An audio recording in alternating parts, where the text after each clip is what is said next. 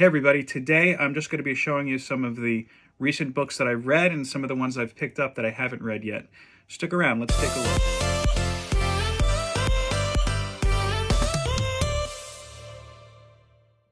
Hello my friends out there in YouTube land, it is your good buddy Philtastic Phil here, and I want to welcome you back to my channel. As I'm recording this, it is Tuesday night, that's right, it is New Comic Book Day Eve. So make sure that you leave your milk and cookies out for Jeff Johns so he brings you some good Geiger stories. I'm just kidding. Everybody knows Jeff Johns hates cookies. I don't know. Just something dumb. Just go with it.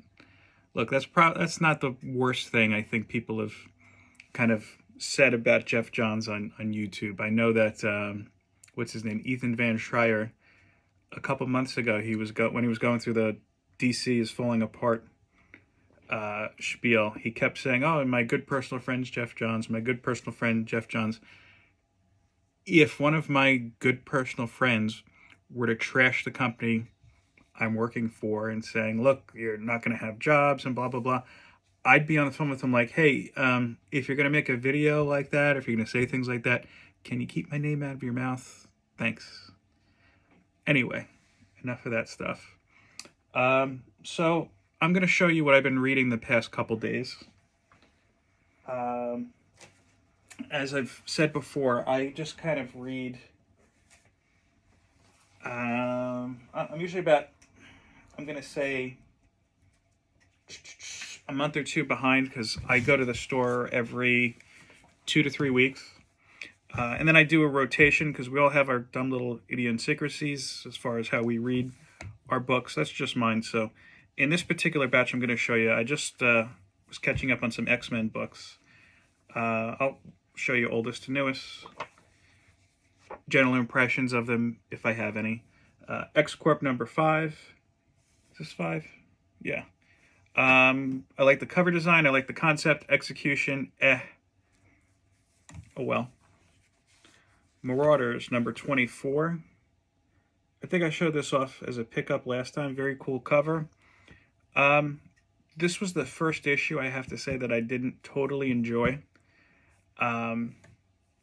It's ending soon. I think it's kind of running its course, with me at least, so to speak. Trial of Magneto number 2. I read both issues number 1 and number 2 in the same day, and I have to say, if you go back, if you've been watching me a while, I talked about kind of the state of the X-Men. I think it was right after X of Swords or right before 10 of Swords or whatnot. And I went into X Factor a little bit, and I said, you know, it's got the makings of a good story, but I feel like the pace is all kind of messed up a little bit. Like they're rushing too much. Everything, I felt like some of the characters were just kind of thrown together too quickly. If you want to see the whole thing, I'll put a link in the description, of course. But I bring that up because I feel like if X Factor were paced a little bit better, the more recent run, of course, this is what X Factor would have been like, and this is good. That first issue in particular, really enjoyed it. X-Force 23, the variant. That's Mikhail Rasputin, Colossus's and what's her face? Magic's brother. He was always a good villain. X-Force is kind of okay for me. I understand they're kind of like the strike force of the X-Men.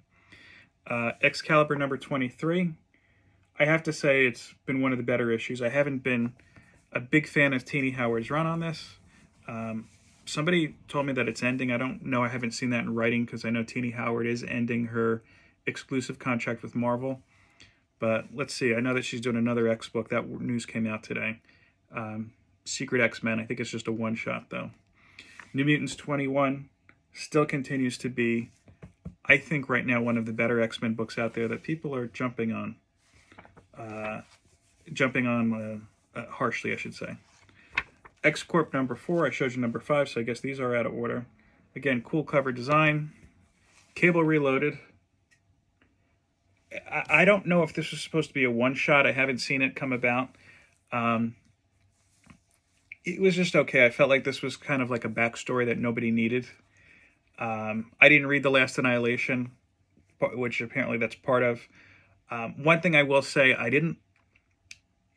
it was just kind of weird to me. It didn't sound like a Cable kind of story. Al Ewing gave Cable some kind of like, I don't want to say soliloquy, but his tone and his thoughts, it made him sound too noir, like he was supposed to be trying to do something out of like Sin City without actually doing Sin City.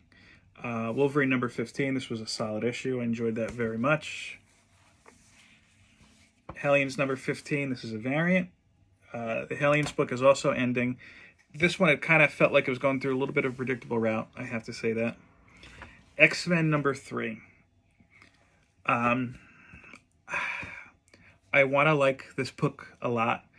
I just, since the relaunch, I just hasn't kind of captured me. It's just kind of there, at least in my mind. I feel like it's really kind of a step back for the whole X line, to be honest with you. I do have the 4th one to read. I'll probably read that tomorrow.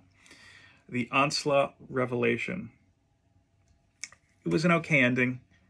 I forgot the series that led up to it, but it was a little all over the place. It did kind of, this one kind of struck me more as a sequel to X-Men Legacy. It's very Legion heavy story, if you don't know. X-Men Legacy was written by Cy Spurrier, as was the Onslaught Revelation in the title that preceded it.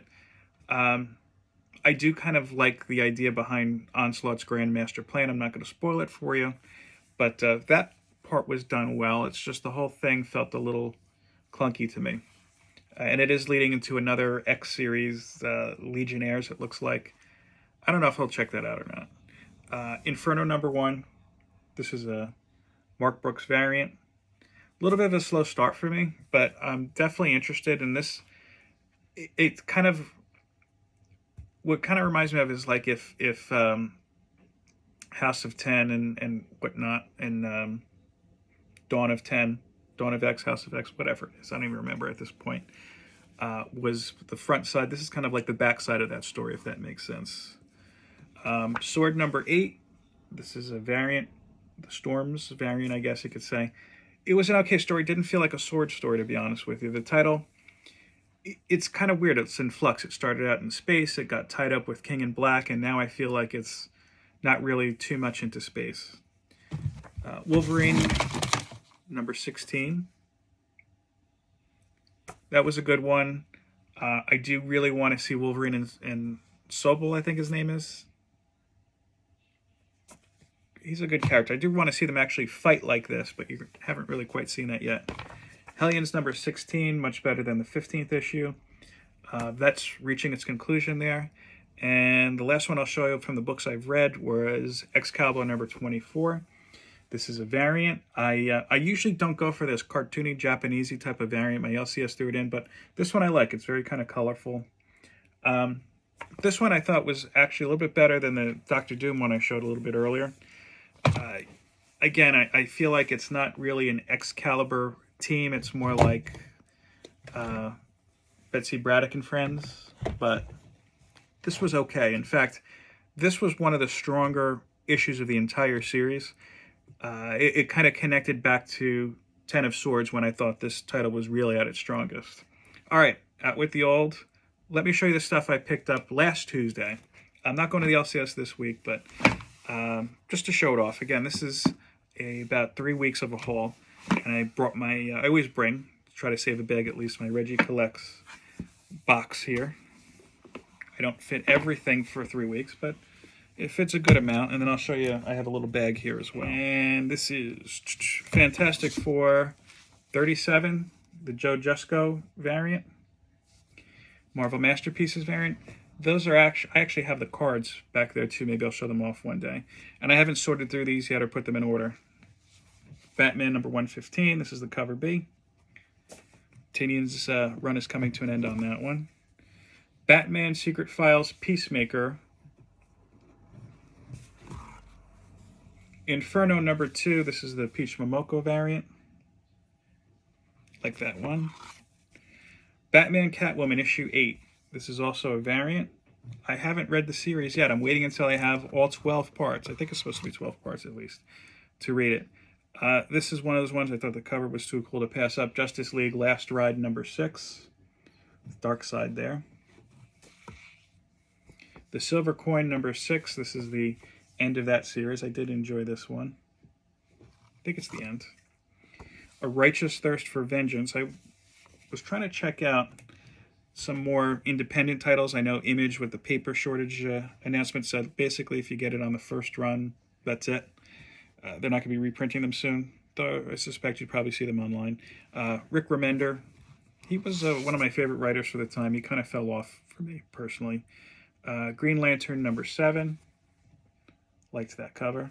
Oh, this is one I definitely wanted to talk about more. This is Catwoman, Lonely City.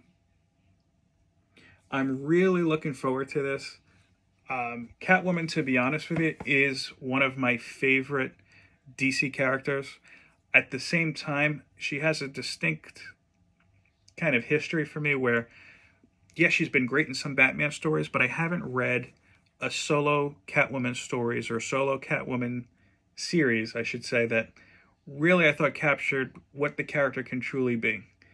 And this, I have a feeling, is going to do it. I think this is a 2-part series. It's from the Black Label books. It's a bigger kind of format, written and drawn by Cliff Chiang, I believe. It's from Wonder Woman and Paper Girls. Fight Girls number 4. That's coming to an end very soon. Been enjoying that series. Batman The Long Halloween Special. That one I'm interested in checking out. Wonder Girl number 4. This is a case where I like the character more than I like the book. I think this is going to be the last issue I get of Wonder Girl. I mean, to me, like, I don't know. I feel like they've got a great character that they're just not doing anything with. You need something more behind the story than saying, I'm Wonder Girl, I'm a Brazilian Wonder Woman from another dimension or another reality, whatever it is. I do love Joelle Jones' art, though. She's been the artist on this one pretty steady.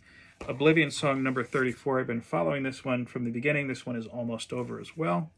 Marauders number 25. Very cool cover. Black Widow number 12. This is a great series that I think a lot of people are overlooking. They see the cover, and the covers have been great, but I think they're close to getting to a quintessential Black Widow story, maybe one that a good movie would adapt. I do really like the artwork in this. I think there's only been one issue where the artist changed. I think her name is, here you go, Elena Casagrande. Definitely check that out. Even read it digitally. Batman 116.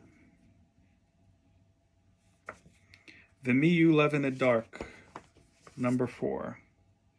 I'm enjoying this story immensely. Very creepy. I don't read that at night. And we've got, this is The Death of Doctor Strange. Strange Academy presents. I don't follow Doctor Strange. Peach Momoko cover, so that's a plus. The reason my LCS, and thank you for doing this, Sean, threw that in, is because it's got art by Mike Del Mundo, who, if you've been watching for a while, you know he's my favorite current day artist. This does look a little bit different than his typical art, I'll say that. If you want to see, which is in my opinion one of my favorite videos that I've done, I'll put a link to my Mike Del Mundo video in that. A Thing Called Truth, number 1. Looked interesting. I figure I'll give it a read. This one, oh, this is a great one. Primordial Number 2. I read Primordial Number 1 about 2 weeks ago, and I'm still talking about it. I'm still thinking about it, and I think a lot of people are. I have to say, I think issue number 1 was the best issue number 1 of any ongoing series I've read in a very long time. So hopefully this one is as good. I try to avoid any kind of spoilers or reviews because I want to read it fresh. The Trial of Magneto number 3. Cool cover. Fantastic Four number 37. This is the regular cover. I think it's the regular cover. Nice little Halloween-esque cover. Halloween picture, I guess you could say, not Halloween-esque. X-Men Legends number 8. Billy Tan. And you know, if Omega Red's there, you know 2 things. One, it's going to be an enjoyable story from the 90s, and number 2, he's going to lose. Seriously, I think when Omega Red debuted, I think that's the only time I've actually seen him win a fight. I've seen various characters. Generation X, not even the whole Generation X. I remember back in the day. Chamber, you know, the guy, he's got no mouth, basically a big flamey thing. I know it's some telepathic talk, I'm just saying. Big flamey thing. He kicked his ass by himself. He didn't need anybody else. And this is written by the great Larry Hama. So that's a plus in my book. One other book I'd like to show you that I picked up in my haul. And again, this was over about a course of 2 or 3 weeks. I'll warn you, this is not a new book. It's not even a recent issue. It's one of those great classic books that was just on the back wall of the LCS. It looks like it had just come in. And it's a little bit of a beat-up copy, but still, a piece of greatness I wanted to add to my collection. Fantastic Four number 78, The Thing No More. This is the first time, I think, that Reed Richards depowers the Thing to revert him back to Ben Grimm. And the Wizard, of course, is involved. I think they kind of touched a little bit on that in the very first Fantastic Four film, if I'm not mistaken. I can't remember. But, yeah, I do have a sizable amount of Fantastic Four in my collection. I did want to add that. Just a cool addition. But I have this... Oh, I'm sorry, I'm starstruck. Look at that. Classic Kirby art. Yeah. Speaking of cover art, if you do like classic comic book covers, I have to say, one of my favorite channels to that really goes in depth with some of the more classic covers and some of the stuff I don't even collect, like some Justice League stuff and whatnot. I'd highly recommend you check out Anachronic's Comics. I'll put a link in the description, and that's just one type of video that Joe does over there. It's just the cover, best covers of the week. And then, again, they're not always new things. Sometimes he'll just pick out a classic cover like this, too. He usually does that, if I'm not mistaken. But he talks about a variety of different subjects. That's just one of them. And I will say this. He makes the best espresso of all the YouTube videos I've seen. It's even better than Coffee and Comics, the show that Bueller does. Nothing against Bueller. Joe makes a good espresso. So go ahead and check him out. I'll put a link in the description. One other thing I wanted to talk about today that kind of struck me. It was an article I just read yesterday, actually. The current writer of Hellions, Zeb Wells. I don't go too deep with him. I think I picked up a couple of single issues of works that he's done, but I just don't dive into it. There's only so much I could read, obviously. But Hellions has been a pretty solid title. He was asked in an interview, and I can't remember who it was with, but he was asked if he'd ever take on a character like Spider-Man, which, to be honest with you, I think would be a good fit for him. I haven't read the new run with Ben Reilly. I know a lot of people are giving it crap because Peter Parker's not Spider-Man, it's Ben Reilly in this run. And I thought he said something that was very kind of poignant. He said, even if that book was offered to me, I would never take it because there are so many people who have an idea of what their Spider-Man should be and who he should be and how the story should go, that it's impossible to please them. All they want to do is bitch and complain. You know, I stopped reading Spider-Man right before Nick Spencer's run, and it was because of that. I mean, I have to say, Michael Straczynski's run was a little uneven towards the end, but for the most part, that was a pretty solid run. I thoroughly enjoyed Dan Slott's run. I think it has a whole lot of heart that he just doesn't get the credit for. I think maybe some people are starting to go back now and rediscover that, particularly the Superior Spider-Man stories. But anyway, I just thought that was an interesting thing to bring up, where comic book fans, I feel, are so defensive about the stories that about the characters that they love, to the extent where you now have it where the creators are afraid to try something new. So I don't know about you. I kind of, if I pick up a book and I feel like it's more the same, I put it down. I hope that you enjoyed what you saw today. Go ahead and leave a comment if you'd like. Tell me if there's any characters that you appreciate, but you're just kind of sick of reading about. What was your favorite pick of the video? What's your pick of the video, I should say? What book do you like that I picked up? Maybe what book do you like that I read? Let me know. Give me a thumbs up, share this video, and of course subscribe if you haven't. Thank you again for checking my channel out. I do appreciate it. I hope that you enjoy the rest of your day, your evening, your week, your year, something like that. Peace, love, and comics. Take care.